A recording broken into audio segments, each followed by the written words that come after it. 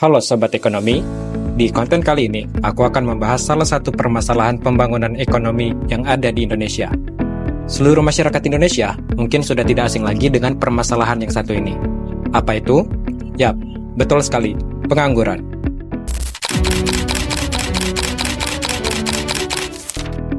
Pengangguran, menurut Badan Pusat Statistik atau BPS, merupakan seorang penduduk yang tidak bekerja dan sedang mencari pekerjaan atau mempersiapkan suatu usaha baru atau merasa tidak mungkin untuk mendapat pekerjaan, yaitu putus asa, atau sudah diterima bekerja tetapi belum mulai bekerja.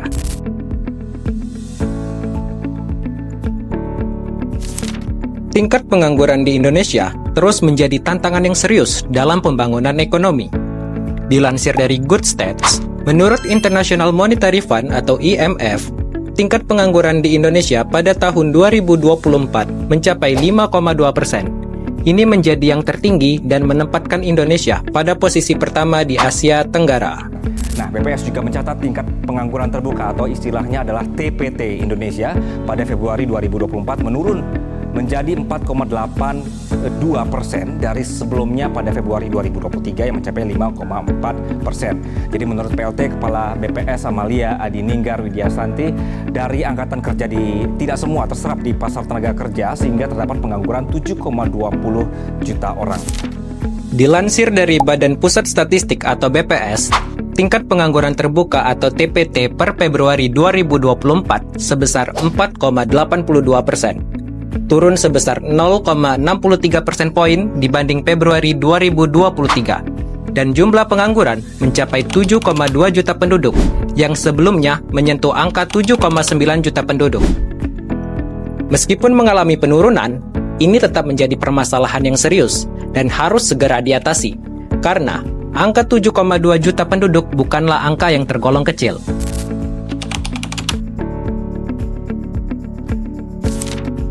Tapi, apa sebenarnya yang menyebabkan angka pengangguran tetap tinggi? Dilansir dari artikel tirto.id, terjadinya pengangguran dapat disebabkan oleh beberapa faktor. Pertama, sedikitnya lapangan pekerjaan dibandingkan dengan banyaknya para pencari kerja. Kedua, kurangnya keahlian dari para pencari kerja membuat mereka kesulitan untuk bersaing. Lalu yang ketiga, minimnya informasi tentang peluang pekerjaan. Dan yang keempat, tidak meratanya lapangan pekerjaan antara kota dan desa.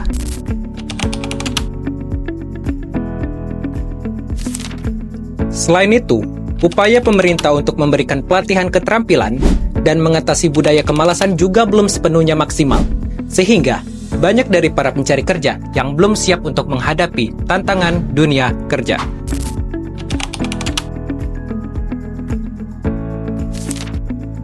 Dampak pengangguran tidak bisa dianggap sepele. Dilansir dari artikel katadata.co.id, pengangguran di bidang pembangunan dapat menurunkan pendapatan nasional, pendapatan per kapita masyarakat, sumber utama kemiskinan, hingga pemborosan sumber daya dan potensi yang ada.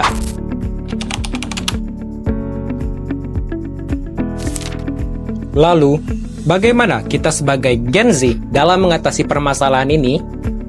Solusinya harus datang dari berbagai sisi.